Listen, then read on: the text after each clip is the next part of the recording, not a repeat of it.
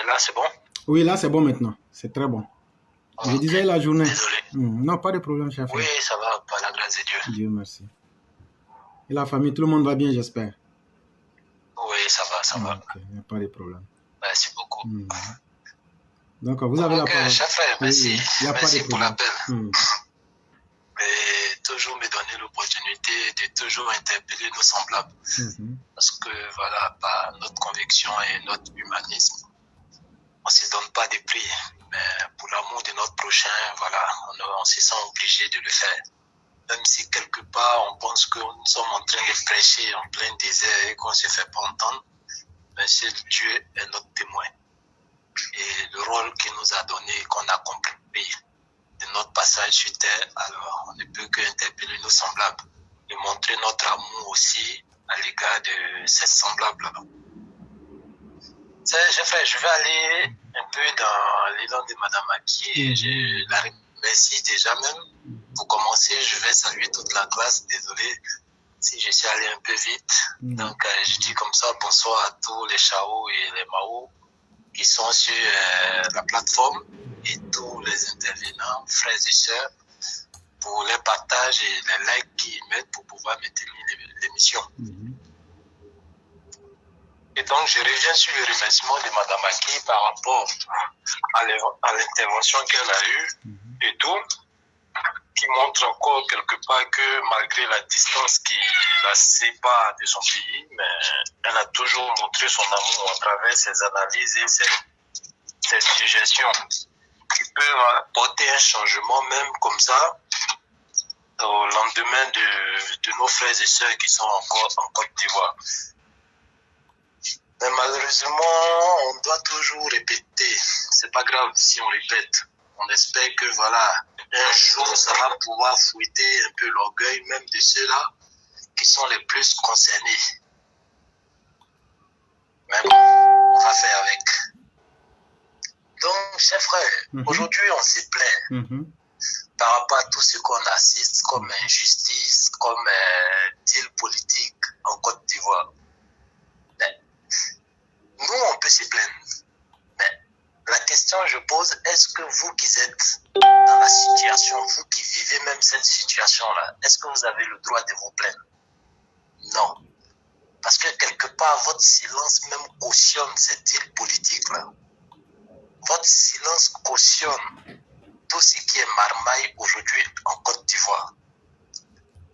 C'est parce que vous vous êtes jamais indigné devant la mort et devant l'injustice même que vous êtes en train de subir. Alors, on peut encore intégrer Katina parce qu'on s'est dit, il n'y a personne qui se plaint, alors il n'y a personne en face. Donc, pourquoi ne pas donner la place à ceux-mêmes qui ont sémé ces zizaniers-là, qui ont sémé ce désordre-là dans le pays? Pourquoi on ne va pas les donner la place? Parce que c'est eux qui disent qu'ils existent à travers la communication, même si c'est une mauvaise communication qui doit encore détruire le pays, qui doit encore provoquer des morts. Mais c'est eux, on entend. Est-ce que vous, on vous entend? On ne vous entend pas à travers les manifestations. Les plateformes, oui, c'est bien, on se sensibilise. Mais lorsqu'on s'y fait même voilà, indexé et on s'est fait peut-être, on s'est fait traiter de mauvais enfants de la classe ou bien de la famille RHDP parce que quelque part nous, à cause de la distance, on ne peut que apporter notre voix sur les plateformes.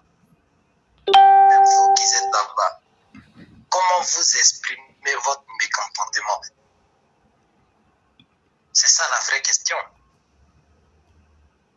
Oui, on ne donne pas de place à la jeunesse. On ne donne pas de place aux militants RHDP. Mais quand est-ce que les militants RHDP même ont revendiqué leurs droits? Si les plateformes, oui, c'est bien beau. Mais vous êtes auprès d'eux. Est-ce qu'on doit considérer que vous êtes en train de vous cacher sur cette plateforme-là pour revendiquer vos droits? Alors que vous avez la possibilité et l'opportunité de vous déplacer, allez vous faire entendre devant souvent ces politiciens-là qui ont un point commun,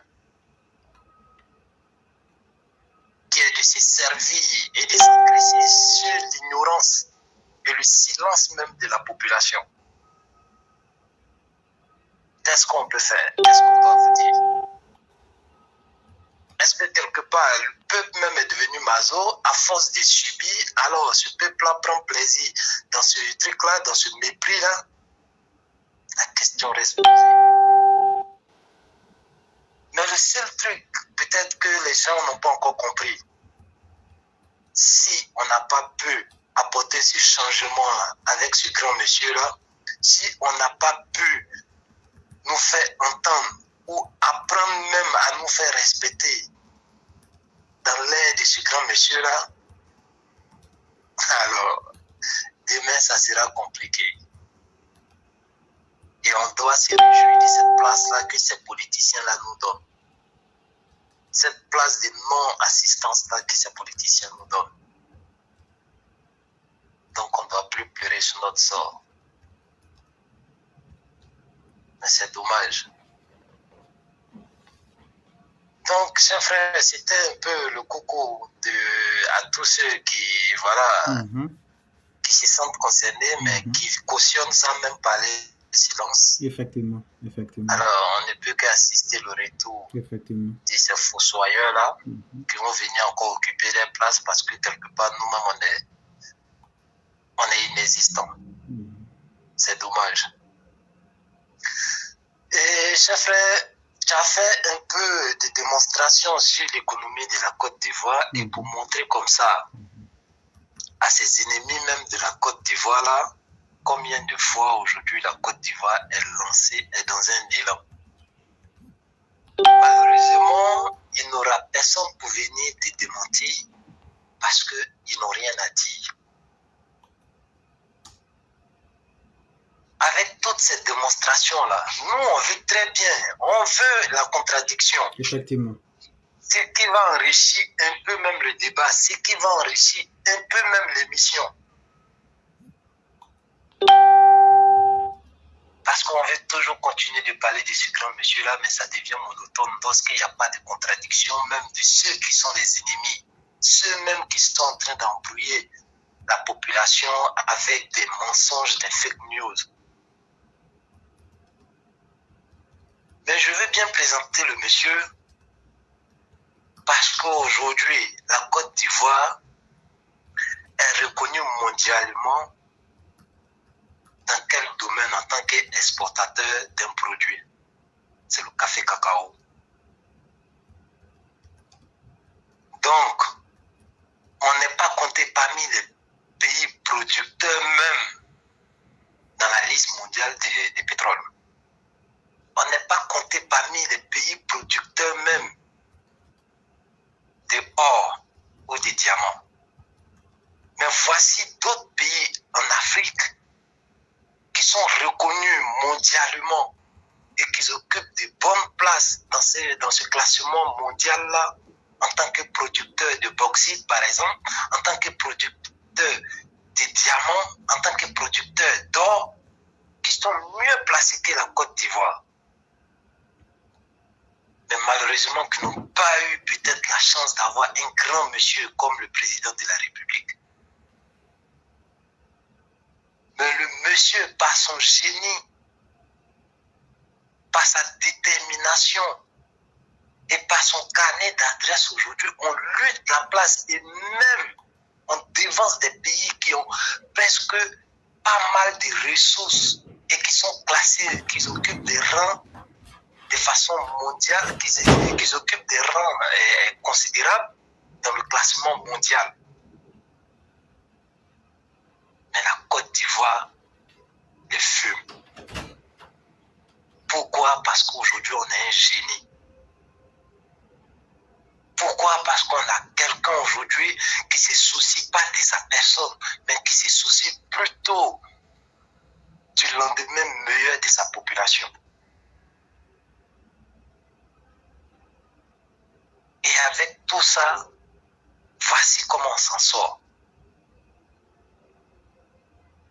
C'est maintenant la Côte d'Ivoire sera considérée un peu dans c'est-à-dire de ce classement mondial-là de producteurs de pétrole avec le nouveau gisement qu'on a eu. Mais qui n'est même pas encore opérationnel. Donc, demandez-vous, ou bien essayez d'évaluer encore si ce truc-là était opérationnel pendant le mandat de ce monsieur. Comment la Côte d'Ivoire allait être encore. Alors, ce génie qui a sorti la tête de l'eau, après combien d'années est-ce qu'on ne doit pas prendre auprès de ce génie-là? Aujourd'hui, lorsqu'on interpelle nos cadres, oui, les autres présidents qui sont passés, peut-être que ce n'étaient pas des génies. Mais peut-être que s'ils n'avaient pas aussi envoyé une politique de division, de tribalisme et de crimes, peut-être qu'on allait comprendre que quelque part, la Côte d'Ivoire n'est pas classée mondialement dans plusieurs domaines, comme le pétrole, comme le diamant, comme l'or. Et qu'on avait seulement que notre café cacao. Alors, s'ils n'ont pas fait de miracles, on pouvait les cautionner ça. Mais voici le monsieur aujourd'hui qui se base sur quoi? Sachant très bien qu'on n'est pas producteur, on n'est pas classé parmi les meilleurs producteurs des trucs et des pétrole dans le monde. On n'est pas classé parmi les meilleurs producteurs de diamants ou des trucs de fer ou des trucs bauxite ou de uranium. Alors qu'il y a pas mal de pays qui sont classés mondialement et qui occupent de bonnes places dans ce classement-là de façon mondiale. Mais le résultat est où à travers ces pays-là? Mais ce que les gens ils n'ont pas compris, aujourd'hui, ce monsieur-là même qui gouverne la Côte d'Ivoire est un garant moral même pour d'autres présidents africains. Je n'apprends pas ça à nos cadres. C'est eux qui côtoient le président. Alors si nous, on a pu comprendre ça, c'est pas eux qui vont l'ignorer. Nous, on peut le dire pour peut-être interpeller nos semblables qui se font manipuler.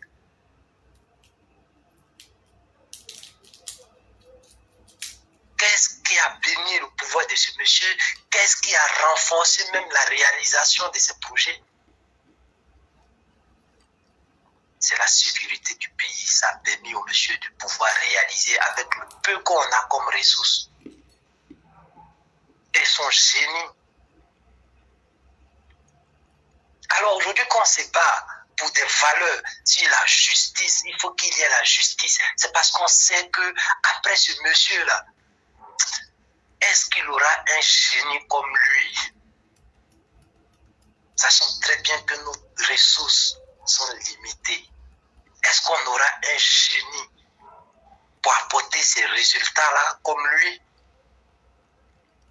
Et encore, si cette justice-là est innocente pendant le pouvoir de ce grand monsieur-là, alors je me demande, où je cherche à connaître même le visage de cette justice-là après le passage de ce monsieur. Chers frères, ça fait peur. Parce qu'avec cette stabilité de sécurité-là, on a vu ce que le monsieur pouvait faire. Mais est-ce qu'on doit penser comme ça, que c'est dans le désordre même? Il y a d'autres qui s'y retrouvent. Alors, cette stabilité, sécurité-là même que le monsieur a installé et a pu travailler à travers ça, est-ce que ça gêne d'autres? Parce qu'eux, ils ne s'y retrouvent pas dans ça. Alors, il faut laisser les choses comme ça. Et de toute façon, 4 ans, c'est pas beaucoup, ça va finir. Et le monsieur, il va plier ses bagages pour partir. Et on va se retrouver avec une histoire de corruption, avec des crimes par rapport à la communication de ces politiciens qui n'ont rien à proposer à la population. Est-ce que c'est dans ça eux-mêmes ils s'y reconnaissent? Voilà pourquoi ils font profil bas sur le cri de cœur de ces personnes-là qui ont compris et qui demandent que la justice existe dans le pays, qui demandent des valeurs à ces politiciens-là.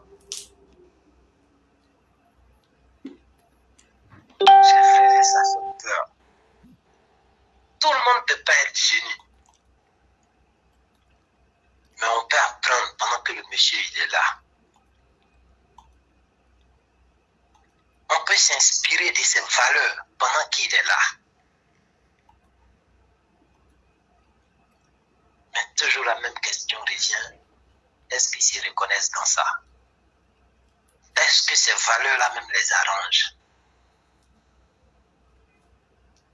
Parce que même si, peut-être après le passage de ce grand monsieur-là, avec les gisements de pétrole qu'on découvre en Côte d'Ivoire, et que normalement ça doit booster l'économie de la Côte d'Ivoire, mais c'est pas dans ce désordre-là qu'on pourra profiter. Ça ne pourra que engraisser ou bien, voilà, ça va profiter plus à ceux-là même qui nous manipulent tout le temps et qui s'en foutent de nos sorts, qui s'en foutent de notre cœur, qui s'en foutent de notre souffrance.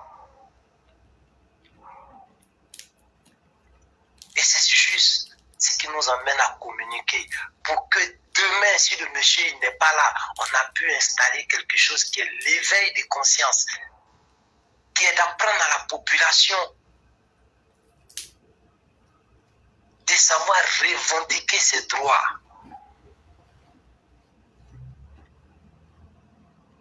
De rappeler à la population que le pouvoir, c'est le peuple qui tient le pouvoir.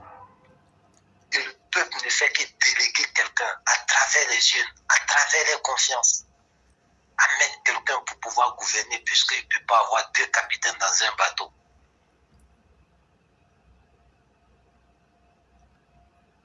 Est-ce que la population entend?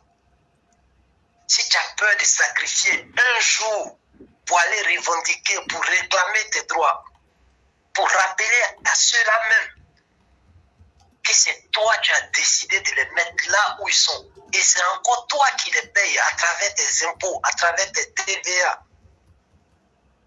Mais si tu as peur de perdre un jour de travail et vouloir vivre le restant de ta vie dans cette situation-là, alors, on ne va même pas dire que tu n'auras que tes yeux pour pleurer, mais tu n'as même plus le droit de pleurer. Parce que c'est ton choix. Tu as décidé d'être victime, tu as décidé d'occuper cette place-là où tout le monde peut venir cracher sur toi, où tout le monde peut te marcher là-dessus, où tu vas toujours travailler pour des gens. Et tu ne seras même pas le propriétaire de ton champ. Parce que la Côte d'Ivoire, c'est ton champ. Et c'est toi qui as décidé que X ou Y soit président pour gouverner et pour gérer ce champ. Mais quand tes employés travaillent mal dans ton champ, et que tu ne peux pas les rappeler ça, et pour finir, quand c'est toi-même qui deviens employé dans ton propre champ, c'est dommage. Mais bon, que Dieu soit notre témoin. On a donné un sens à notre existence sur terre. Parce qu'aujourd'hui, on voit pas mal de cybercommunicants qui communiquent par rapport à les ventes, qui voient parfois des choses qui est un mépris même à l'égard de la population, mais qui ne vont jamais venir dénoncer ça. Et pour ça, on s'est fait plus d'ennemis. Et même à travers cette petite, voilà, plateforme où on arrive à interpeller les gens, vous voyez combien de fois on a attaqué. On a attaqué un frère. Donc, on peut communiquer autrement si on était égoïste.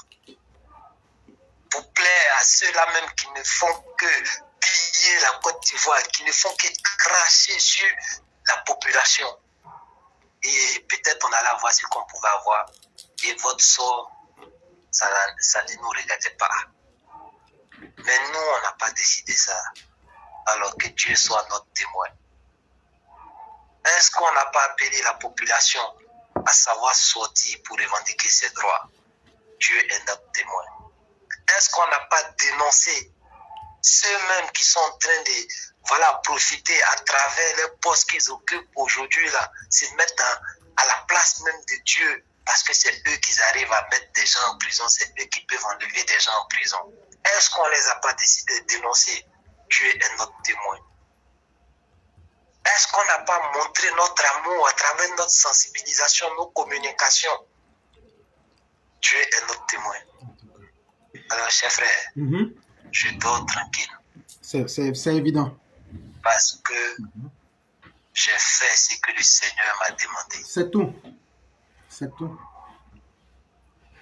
Donc, voilà un peu ce que je pouvais dire pour m'adresser à mes semblables. Okay. Vraiment, merci beaucoup.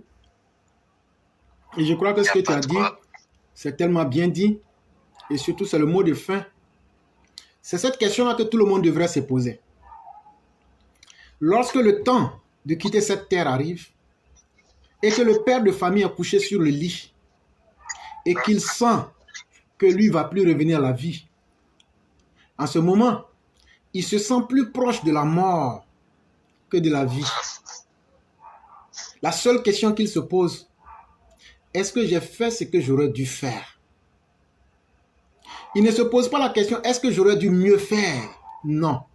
La vie n'est pas créée pour ça. La vie est créée pour qu'on fasse ce qu'on a à faire.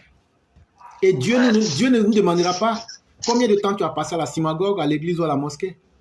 Mais est-ce que tu as fait ce que tu devrais faire?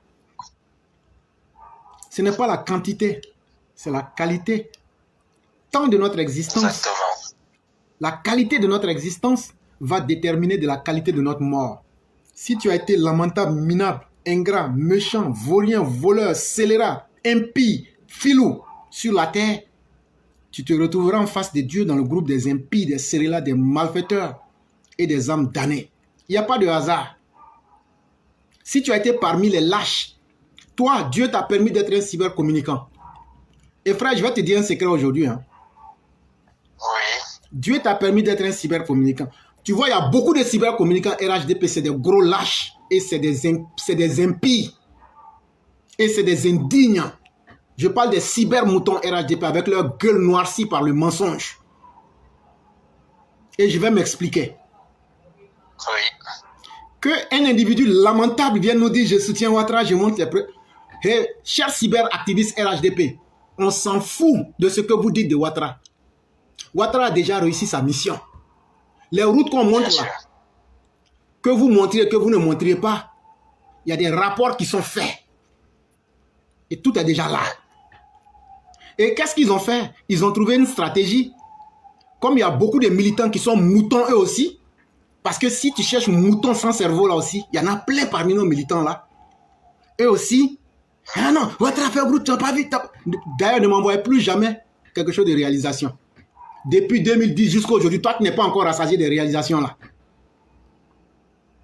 Toi tu n'as pas suffisamment vu ça. Mais qu'est-ce qu'ils ont fait, chers frères? Ils embobinent les parents et les gens qui sont sur le net. Vous n'avez pas vu ça, vous n'avez pas vu ça. Ça, c'est très bien, c'est très bien. On ne dit pas que ce n'est pas bien. Mais est-ce que les mentalités évoluent? Est-ce que nous, on prend le temps d'analyser les travaux qui ont été faits pour savoir est-ce qu'il n'y a pas des erreurs dessus? Comme ce que Sundiata a eu à faire. Comme ce que tout le monde fait ici. Est-ce que ces travaux-là sont bien faits? Et quelles sont les propositions que nous faisons? Si toi, tu fais ton émission pour dire oui, j'ai vu un individu lamentable, exécrable, minable dire comme ça que non, Katina, c'est parce qu'il a un diplôme qu'il s'est retrouvé aujourd'hui en train de travailler. Donc, parce que tu as un diplôme, tu peux être un criminel, quoi. Quand vous parlez là, essayez de devenir intelligent. Et quand vous n'êtes pas intelligent, vous écoutez les gens intelligents. Le ciel a avoir ce diplôme-là pour occuper cette place-là? Non. Mais non, je vais sur la base. Je ne vais pas parler de militants RHDP, mais en Côte d'Ivoire, est-ce que c'est Katina qui le ciel a obtenu cette compétence-là pour gérer ce poste-là? Non. En fait, je suis en train de te parler d'un individu qui est tenu par son nombril parce qu'il doit dire certaines choses pour plaire. Et c'est comme ça que la majorité des cyberactivistes RHDP sont. Moi, j'accuse. Et si tu n'es pas comme ça, je sais que Mike le régulateur n'est pas un mouton affamé. Je sais que Mété Tefet n'est pas un mouton affamé. Je sais que Sundiata n'est pas un mouton affamé. Il y a bien d'autres qui peuvent exister. Mais je lance la balle à tout le monde. Si tu sais que tu n'es pas un mouton affamé, il faut venir sur mon émission. Tu dis, éclairage, ce que tu as dit là, moi, je ne me reconnais pas dedans. C'est à partir de là que je vais te respecter. Mais tu sais, chef frère. Et donc, non. Désolé, Ok. désolé, mais je pense que ça n'en vaut pas la peine de prendre ton temps pour communiquer sur tout ça. Non, parce que j'expliquais quelque chose. Si tu ne... Parce qu'ils ont accepté d'être des commerçants. Et ça, c'est le sens même qu'ils ont donné à leurs existences sur Terre. Il n'y a pas de problème. Chacun sera responsable de ses actes. Chacun voit midi à sa porte. Tu vois. Mais moi, je veux plutôt communiquer envers la population. C'était dans ce sens-là que ma logique partait. Parce que, quelque part, voici ce truc même, ce truc qu'on a demandé pour juste eux-mêmes les respect. Et comme tu l'as dit, si la montagne ne vient pas à toi, tu vas vers la montagne. Le silence de nos cadres, le silence de nos gouvernements, est-ce que, voilà, nous, on est mieux placés que eux pour savoir que cette justice-là est faite pour d'autres, et il y en a qui ne craignent même pas de cette justice-là, au contraire, qui crachent même dans le visage de la justice. Donc, ça nous a remonté lorsqu'il n'y a pas eu de motivation des frères et sœurs pour aller comme ça, les rappeler que voilà, à un moment donné, il faut que vous agissez. À un moment donné, il faut que vous communiquez. Mais il n'y a eu personne. Nous, on continue de le faire, même si ça nous a choqués. Mais il y en a qui vont dire, voilà un peuple pour qui on ne peut pas se battre et on laisse tomber. Tu vois, chef frère? Parmi les prophètes, dans les débuts, ça n'a pas été facile. Aucun prophète n'est venu et il va dire que dans les débuts ont été faciles. Il y a une histoire d'un prophète qui, pendant 25 ans, a essayé d'interpeller son peuple pour leur parler de Dieu, pour leur rappeler leur comportement qui mettait même Dieu en colère. Le monsieur, il n'entendait pas. La population n'entendait pas. Jusqu'à ce que le monsieur demande à Dieu, alors tu peux les punir comme tu veux. Mais par contre, Dieu a, comment je vais dire ça, Dieu a éprouvé ce prophète-là pour lui dire, tu as failli à ta mission. C'était le prophète Jonas. Si je devais les punir, je n'avais pas besoin de demander ton accord. C'était le prophète Jonas, il avait été envoyé aux gens de Ninive. Oui. D'accord. Merci pour ce rappel-là. Donc, c'est pas à toi de me dire quand est-ce que je dois punir ou je ne dois pas punir. C'est moi qui t'ai envoyé. Tu devrais persévérer. Oui, tu as fait 25 ans en train de les interpeller. Et jusqu'à preuve du contraire, tu as été ignoré. Mais c'est moi je te dis le mot d'ordre, c'est moi je te dis comment ça doit se passer. Il a demandé pardon, il a été éprouvé. Et après, il a repris son bâton de pèlerin et il a continué encore à interpeller son peuple. Jusqu'à ce que Dieu même décide maintenant pour dire, bon, là, personne ne peut dire qu'il n'a pas entendu ton message. Personne ne peut dire qu'il n'a pas entendu ton appel. Et c'est dans cette logique-là nous sommes. Dieu merci, parfois, lorsque on est découragé même, il y a toujours des gens où Dieu va se manifester en eux pour dire, mon frère, ne laisse pas tomber. Mon frère, du courage. Et avec ça, on arrive à continuer. Et que Dieu nous donne la persévérance et la force pour toujours lancer le message. Ceux qui veulent l'entendre, ceux qui savent qu'ils doivent agir, vont agir. Ceux qui savent que ça ne les concerne pas, il n'y a pas de problème. Mais des fois là, nous, on s'est donné ça et on va continuer jusqu'à ce que Dieu même décide autrement. Mais je n'accuse même plus les cybermilitants parce qu'ils ne se sont pas donné cette mission-là. Aujourd'hui, ils ont dit qu'ils sont commerçants. S'ils peuvent avoir quelque chose auprès de ces trucs-là, de ces personnes-là, et qui doivent aussi cracher sur le sort de la population et ignorer même pourquoi ils ont choisi ce grand monsieur-là, ça, c'est leur problème. Donc, cher frère, ne perds pas ton temps à les rappeler ça. Ce n'est pas des enfants. Non, en fait, j'étais dans une logique. Oui. Oui. J'étais dans une logique où je voulais démontrer qu'on n'est pas logé à la même enseigne. Aujourd'hui, il y a combien de personnes qui peuvent s'offrir l'Internet au point de dire je vais venir faire des émissions pour conscientiser les uns et les autres? Très peu. Et quand tu as l'opportunité, automatiquement, il y a des personnes qui te suivent ou bien il y a de la sympathie qui se crée entre toi et des milliers de personnes. Mais lorsque tu rentres déjà dans ce cadre-là, il faut être capable par dignité et par responsabilité ne plus tenir compte de ton intérêt individuel. Il faut être capable de te dire le message que je dois faire et mon passage doit être remarqué. Vous qui êtes en train d'attaquer notre émission là, vous n'êtes pas Dieu. Et c'est parce qu'on est plus important que vous. Et sinon, si moi je ne suis pas vos émissions, je ne vous écoute même pas. Je ne sais même pas que vous existez.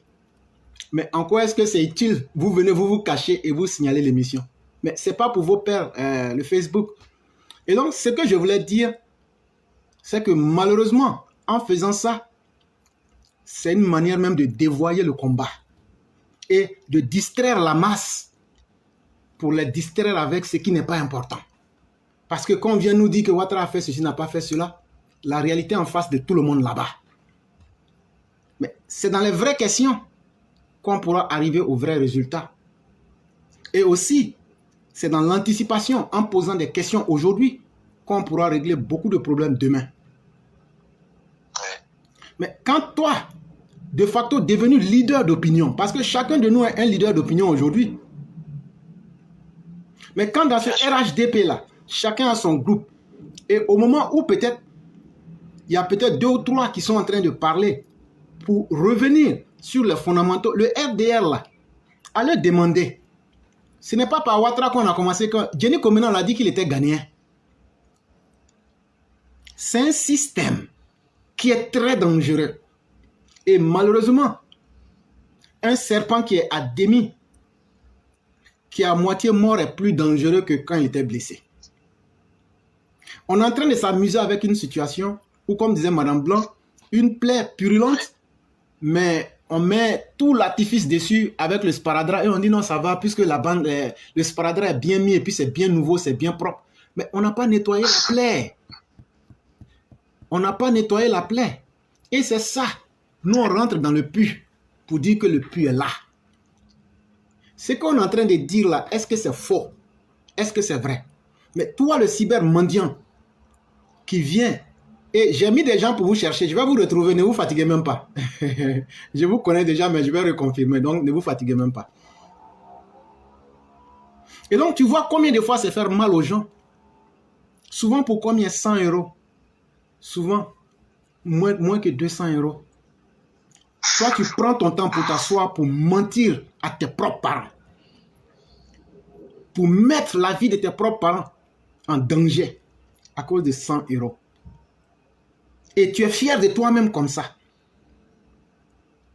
Mais une chose est claire, comme Mété l'a dit, on ne parle pas de vous parce que vous êtes important. Et votre aspect nuisible n'engage que vous. Vous ne pouvez pas nous empêcher de parler. Ça, vous ne pouvez pas. Mais venez aussi nous dire que ce que nous faisons n'est pas vrai. Et ce que nous disons là, il n'y a pas garçon qui peut venir dire que ce n'est pas vrai. Je le dis bien, il n'y a pas garçon qui peut venir dire que ce qu'on dit n'est pas vrai. Parce que nous ne sommes pas des enfants pour commencer. Nous ne sommes pas des enfants pour commencer. Et puis le RDA a commencé sur quoi d'abord? Vous êtes des parvenus. Vous ne connaissez pas l'histoire du RDR. Le RDA a commencé, c'est les injustices qui ont fait. Le RDR est né de l'injustice. Et dire que ce RDR est au pouvoir aujourd'hui, incapable de lutter contre l'injustice, ça fait mal. Donc quand vous ne savez pas l'histoire même de ce parti-là, que vous appelez aujourd'hui RHDP là, c'est le RDR, ça a commencé d'abord par RDR. Mais comment ça a commencé pour que le RDR puisse sortir du PDCI? On avait dit à certains, Bédier que vous voyez là, il avait interdit à certaines personnes même de parler dans les réunions. C'est aujourd'hui ça que vous voulez imposer dans le RHDP. Il y a des gens même qui se jouent en savants Eux, tout ce qu'ils disent, ils veulent s'ériger en précepteurs de la morale. Non, c'est eux qui connaissent tout sur le parti. Mais vous ne connaissez que ce que vous connaissez. Vous ne pouvez pas vivre toutes les expériences. Moi, je le dis à qui veut l'entendre. Dans un débat d'idées, moi, je suis prêt à affronter n'importe qui, dans le RHDP comme en dehors. Et le monde entier saura apprécier. Mais je sais que j'ai de la substance et de la contenance dans ce que j'ai à dire. Et donc, je n'impose pas mes idées. Mais ce que j'ai à dire, les individus qui connaissent la réalité du pays comprendront de quoi je parle. Il est bien beau de venir distraire les masses pour dire que tout va bien. Quand ça ne va pas, il faut qu'on critique. Bien sûr. Quand ça ne va pas, on dit ça ne va pas. Si le régime de Ouattara ne met pas la justice en priorité, même ses propres militants vont le désavouer. Parce que ce sont ses propres militants qui seront les premières victimes. Et je l'ai déjà dit depuis très longtemps. Aujourd'hui, vous entendez Laurent Gbagbo dire « Je ne présente pas d'excuses, je n'ai rien fait ». Et donc, je l'ai même entendu une fois dire que c'est les victimes qui devraient lui présenter des excuses. Et donc, ça veut dire quoi? Ça veut dire que s'il a l'occasion d'avoir la chance, c'est lui qui est la victime. Et ça, c'est pas bon. Et les gens veulent vous blaguer avec des messages. Oui, c'est bon. Ouattara seul ne peut pas tout faire. Ouattara, il est fort, il est bon. Ça, il n'y a pas de doute. Mais Ouattara seul ne peut pas tout faire. C'est pourquoi il a délégué des gens. Mais quand ces gens ne tiennent pas, pourquoi ne serions-nous pas capables de le dire? Sachant bien que ça va nous conduire dans les ravins. En tout cas, ça va vous gêner. Et ce n'est pas aujourd'hui qu'on a commencé ça. Donc, si vous n'êtes pas habitué à notre présence, vous serez obligé de faire avec nous. Ça, au moins, c'est une garantie qu'on vous donne. Parce que nous, on n'a pas besoin d'un cadre du RHDP pour manger. Nous, on n'a pas besoin d'un cadre du RHDP pour qu'on nous dicte une conduite. Moi, il n'y a aucun garçon sur cette terre-là qui peut me dire qu'il faut faire ça là. C'est dans le respect, dans la justice, dans la considération mutuelle. Même mon enfant, s'il me dit, papa, ce que tu fais là est mauvais, parce que c'est comme ça, comme ça. Un enfant peut conseiller son père ou même sa mère. Si c'est vrai là, ma conscience même va m'interpeller après ce que l'enfant aura dit. Et je vais me ressaisir. Nous n'avons pas honte de prendre conseil. Nous n'avons pas honte d'accepter les arguments des autres. Mais lorsque nous pensons que ce que nous disons est véridique, laissez-nous dans notre monde. On ne va pas sur vos émissions. On ne sait même pas que vous existez. Vous savez que je ne vous considère même pas. Mais pourquoi vous voulez qu'on sache que vous existez en venant bloquer nos émissions? C'est peine perdue. Il y a la page YouTube qui est là-bas. On fait plus de 2 millions de vues là-bas. C'est parce que les gens même aiment Facebook qu'on est là. Mais soyez rassurés d'une chose. Quand vous avez été des indignes, des gens qui ont fait honte à leur génération, vous devez savoir que vous n'avez pas votre raison d'exister. Et, chers frères, comme je le disais, continuons à faire ce qu'on a à faire. Et Dieu saura payer chacun en fonction de ce qu'il fait. Mais aujourd'hui, plus personne ne peut dire qu'il est surpris de la tournure que prendraient les événements. Aujourd'hui, personne ne peut dire que je ne sais pas ce qui va se passer demain. Si tu dis ça, tu mens. Parce qu'il y a des choses graves qui se passent qui ne sont pas bonnes. Et le président fait ce qu'il peut. Et donc, c'est ce que j'allais ajouter sur ce que tu as dit. Et puis, peut-être laisser la parole aussi aux autres. Ok, cher frère. Vraiment, merci beaucoup. Franchement, merci pour tout ce que tu fais. Et on espère que Dieu va nous donner cette force-là de mener ce combat-là jusqu'à ce que lui-même il décide autrement. Effectivement. Et je remercie aussi tous les élèves de la classe. Et voilà, que Dieu nous accompagne dans notre combat. Amen. On est dans la vérité. Et voilà. Salam à tout le monde. Merci beaucoup, cher frère. Début du week-end. Merci beaucoup. Tu passes une excellente soirée, cher frère. Merci à toi aussi. Merci.